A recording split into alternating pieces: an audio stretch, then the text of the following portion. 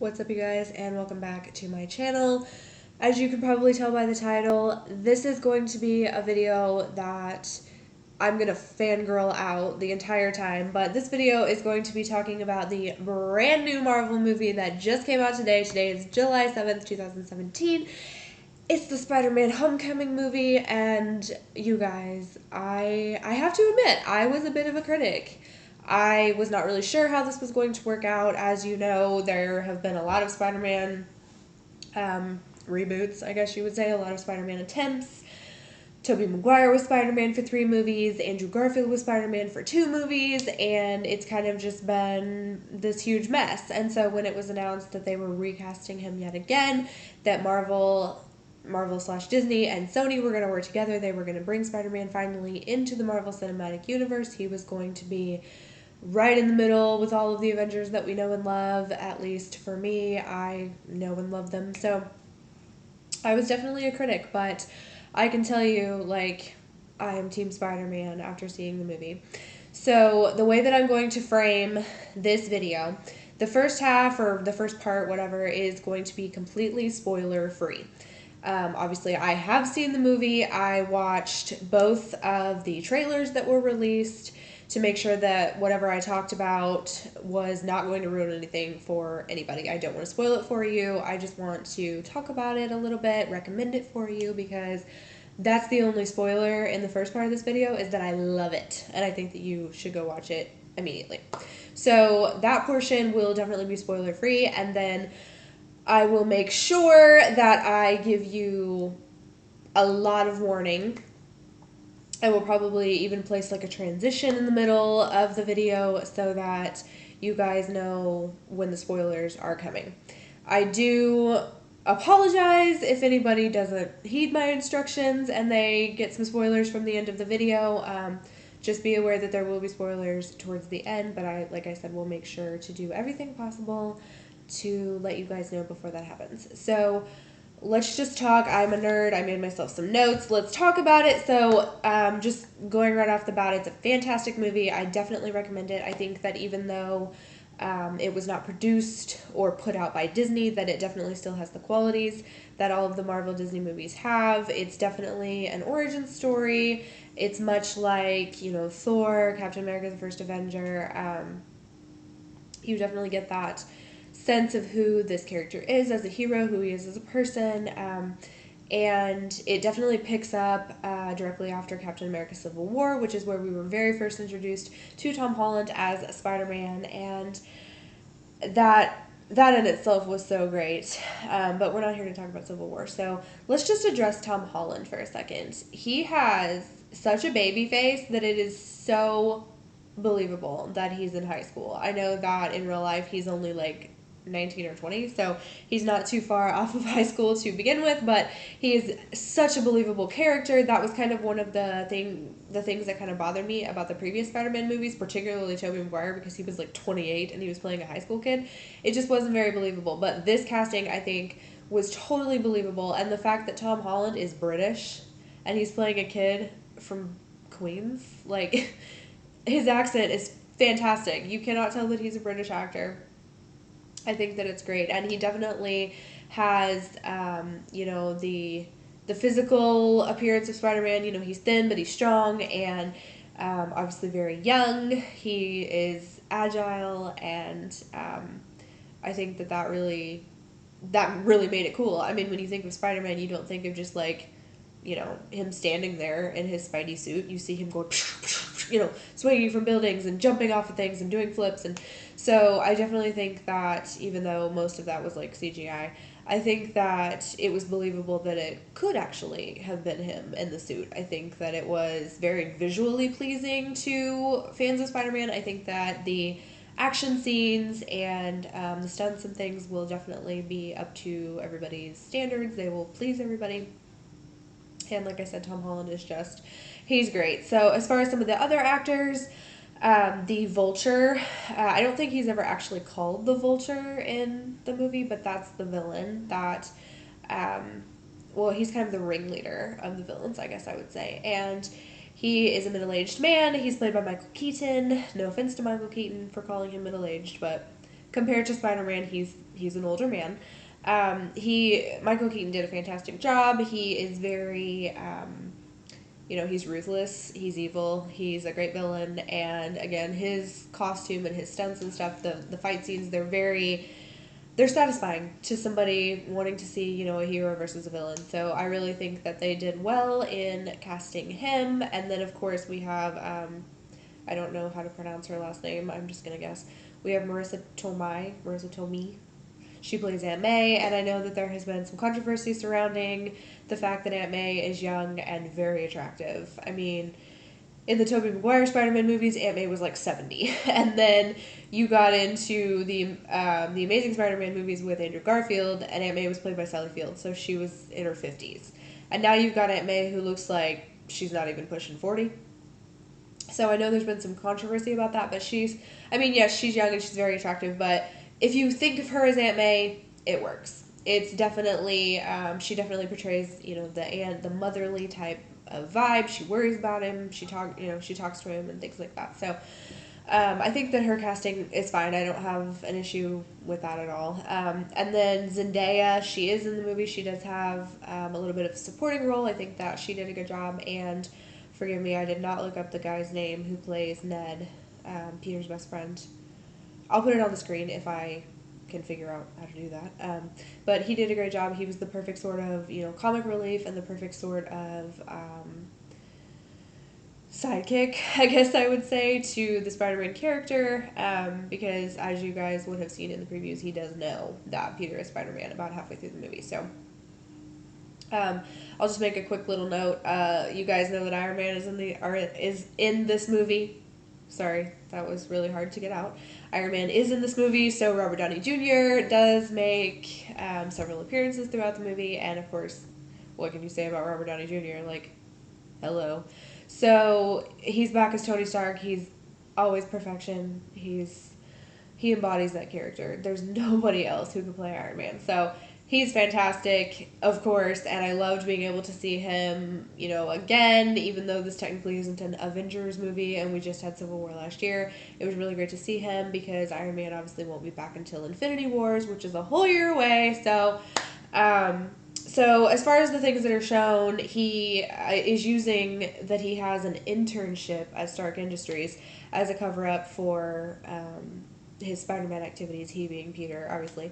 And he's kind of neglecting his friends a little bit. He's kind of neglecting Aunt May and his responsibilities just because he's so excited. He has the suit from Iron Man that was made, with Stark technology and Stark money. So it's incredible. And he's like 15. What else is he going to do? Of course he's going to go out and, save people. He has these big ambitions and these big dreams. And I really loved that part of the story because I think there's a lot of character development there.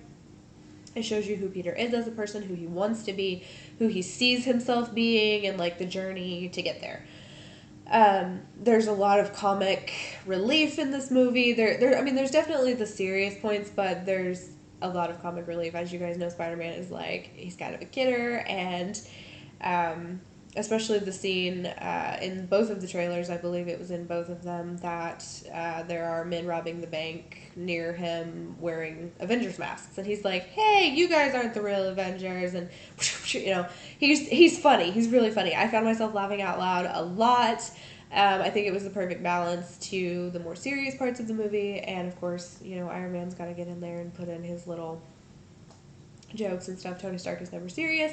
So he had a lot of funny little lines, and I think that the relationship between Tony Stark and Peter it's a unique one. Obviously, Tony did not have a great relationship with his dad before Howard Stark passed away, and Peter's parents have obviously been gone for quite some time, so it's not a conventional, fatherly type of relationship, but he's definitely, Tony Stark is definitely a mentor, and he has provided him with all of these opportunities and this amazing suit, and he wants him to do things a certain way, and this movie is kind of all about how Peter he has his own ideas, he's young, he's hot-headed, and he doesn't want to follow the rules, he's tired of being treated like a kid, and it's just this whole journey, and you know there are some really great supporting characters. As I said, Zendaya, she has a part. Some people may know her from the Disney TV show Casey Undercover, so she is definitely stepping out into a more I wouldn't say like adult role, but she's definitely not, you know, just a Disney Channel type star. And I thought that her character, I related to her character a lot. She's kind of sassy and sarcastic, and she's kind of a jerk a little bit. So I thought that she did a great job. Of course, there is a Stan Lee cameo, as there is in every Marvel movie, and Spider-Man, you know, is one of Stan Lee's like babies that he created. So I think that was great, and the music was great. So I'm going to go ahead and kind of like wrap up this portion of the video. So if you haven't seen the video, I'm about to say goodbye to you guys. Seen the movie, not the video. If you guys haven't seen the movie, I'm about to say goodbye to some of you. But I did want to say, if you clicked on this video because you want to take your little kids to it and you were wanting, you know, kind of like a parental guide, a spoiler-free parental guide, ratings are there for a reason. I would not take any children under 12 to see this movie, unless you have seen it first and you've deemed it appropriate. Oh, excuse me. You've deemed it appropriate for your children. Obviously, everybody parents different. So, if it were my personal choice, I would not take my child if he or she were under 12. I know that Spider-Man he's larger than life. He's so cool. I know that. But please don't take your 5-year-old to see this movie. There is a lot of language, and there are some sexual jokes. So, you know, just proceed at your own caution, I guess, is what I'm trying to say. So, that's it for the spoiler-free part of the video. This is your first official warning. If you have not seen Spider-Man, thank you so much for watching this video. Please click out now so that nothing will be ruined, and share with your friends. And after you have seen the movie, please come back and let me know what you thought of it in the comment section down below. This is your second warning. Spoilers ahead, spoilers ahead, spoilers ahead, spoilers ahead. Okay, so this is your third and final warning. I'm not trying to be annoying. I know that people who have seen it are like, get on with it so we can talk about it. But it's the internet, and a lot of people, they don't listen sometimes. So I don't want to get hate comments down below like, you ruined this movie for me, you know, blah, blah, blah. This is your final warning. There are spoilers ahead for Spider-Man Homecoming. Please click out now if you have not seen it. I'll wait.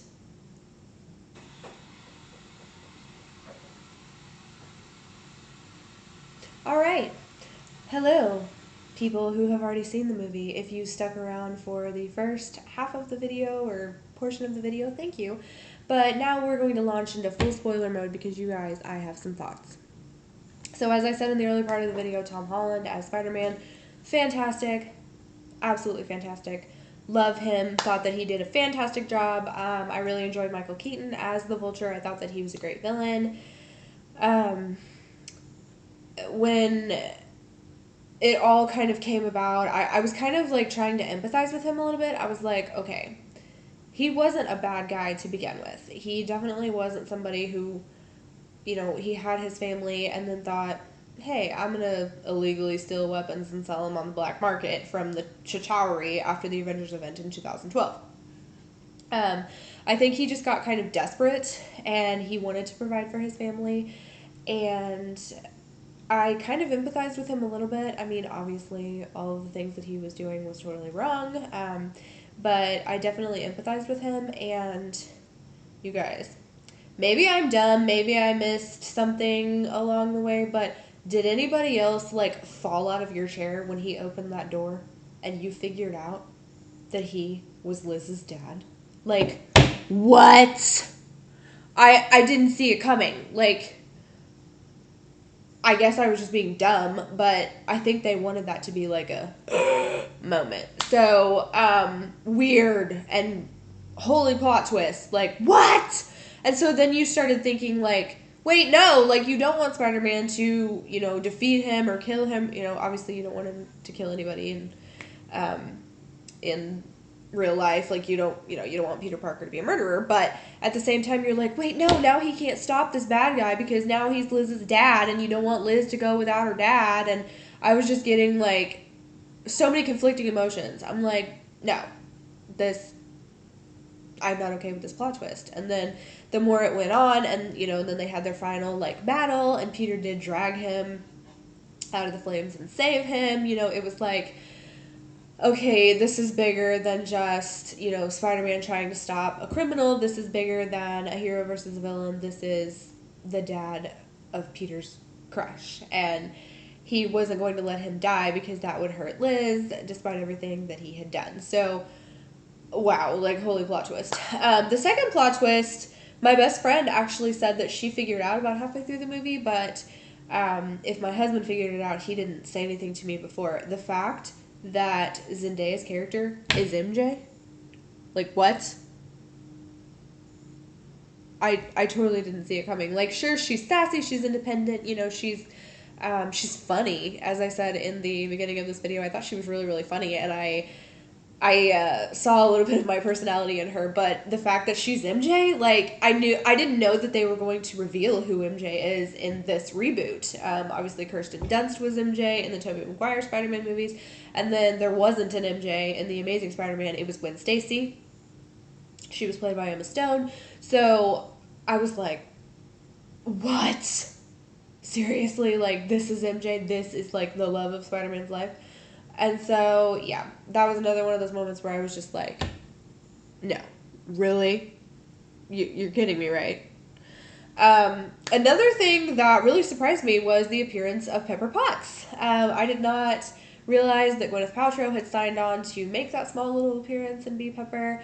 I did think that her showing up was kind of reassuring for, big fans of Iron Man. As you guys know or would know if you have seen Captain America Civil War, Tony and Pepper were broken up. They were on a break. And now I just really want to scream, "We were on a break!" A la Ross and Rachel. Friends reference. Sorry. Has nothing to do with this video. But I think that having her kind of show up in the movie for even just a few brief moments was really reassuring, and it kind of showed you where Tony's life is at as he is mentoring Spider-Man. I was so happy to see, no pun intended, I was so happy to see Happy come back. I think that he is fantastic. I really, really enjoyed him in the Iron Man movies. I thought that he was, integral to Tony, and so I thought that was really, really great that he was kind of put as the go-between and the liaison between Tony and Peter. There were definitely a lot of comedic moments with him, so I thought that was really great. And then, as I said, the casting of Aunt May, there has been some controversy. People are like, Aunt May is not supposed to be young and hot, whatever. I don't have a problem with it, but what I did have a problem with was there was no explanation as to where is Uncle Ben. Because in the first two, like, Spider-Man universes, series, whatever that they've done with Tobey Maguire and Andrew Garfield, Uncle Ben was a part of it, and it was shown, that he was killed, and whatever. If you know the story of Spider-Man, you know that Uncle Ben, he did die right as Peter was really discovering who he was as Spider-Man. So I thought, okay, like, obviously Uncle Ben has already died in this reboot. Like, where is Uncle Ben? And there's a part of me that's like, if Aunt May is young and hot, was Uncle Ben young and hot? Like, what actor could have played him that we could have added to the list of hot men in this movie? Like, come on. So that part did kind of disappoint me, but overall, I thought the movie was fantastic. The action was fantastic. All of the CGI was great. The stunts were great. I thought that there was just the right amount of kind of, I don't want to say violence, but I mean, it is violence. But I liked, that Peter wasn't fighting, he wasn't intentionally hurting people. He wasn't committing these, like, mass, like, super violent episodes. He was just trying really hard to prove himself to Tony Stark, to Iron Man. He was trying really hard to get somebody to listen to him, to get somebody to see him. He just wanted to be seen. He had an idea in his head as to what kind of hero he wanted to be, and he learned so many lessons along the way. I thought that that was so important. I really loved that it was about Peter himself. It was about him growing up, becoming who he is, finding his identity as Peter and as Spider-Man, kind of meshing the two. Not that there's anything wrong with romance, because you guys, I mean, this is me we're talking about. Romance, it's my life. But it was refreshing to see that this movie didn't have him like falling all over himself for the girl versus doing what he needed to do versus right and wrong. Now, it certainly must have sucked for her when he ditched her at the homecoming dance. Like, you knew that he had feelings for her, but he couldn't stick around just to impress the girl and let people get hurt and let somebody do something wrong when he could do something about it. So I thought that that was really, really great. You know, there was the aspect of the romance, but it wasn't his whole focus during the movie. She was kind of just a part of it. And I know that he felt guilty, you know, about hurting her, etc., etc. And then obviously with her dad being the villain, he's in jail, and so they kind of exited this girl out. She was kind of like, you know, his first crush or whatever.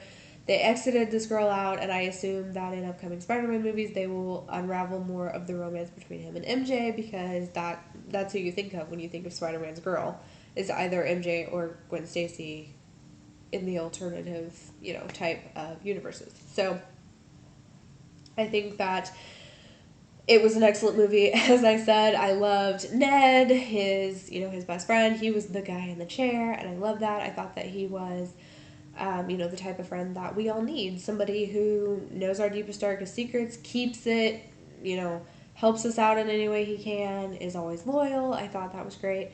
And as I said, Stan Lee's cameo was great. I thought I was going to die watching Captain America's motivational videos. Like, that was hysterical to me. I loved being able to see Cap in a movie, even if he was on a screen. I thought those were hilarious. I thought that was a genius idea. And as I said at the beginning of this video, even though Disney didn't really have any involvement in the production, I thought that it was really, really, really good.